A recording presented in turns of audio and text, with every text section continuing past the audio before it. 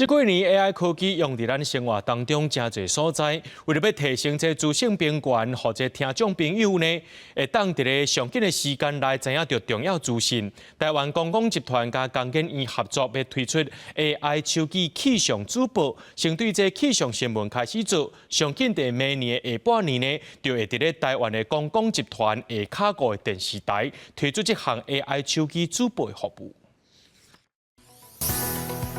气象署预报受风台影响，高雄、屏东地区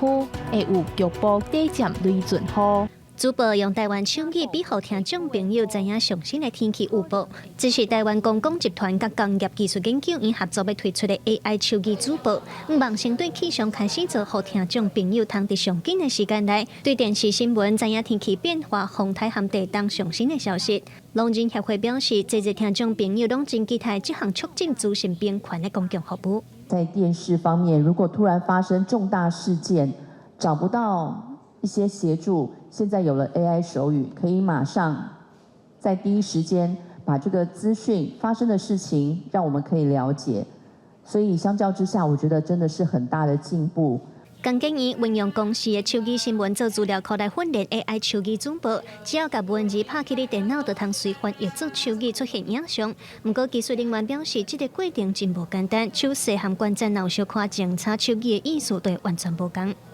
台湾直立一点，它其实表示人。那如果你在比台湾的话，应该要稍微再斜一点的。在辨识的地方，我们可以用前后文的关系去确定这个字所代表的意义是什么，这样。 台湾公共集团董事长表示 ，AI 手机气象主播拍算上紧对明年下半年开始，总共5个电视台，包括公视、台基台、客家台、国民台和华视，通为听众朋友提供服务。如果顺利的话，应该在明年下半年就可以上电视频道。希望说像这样的一种公共服务的事项，能够透过像我们工研院的合作呢，继续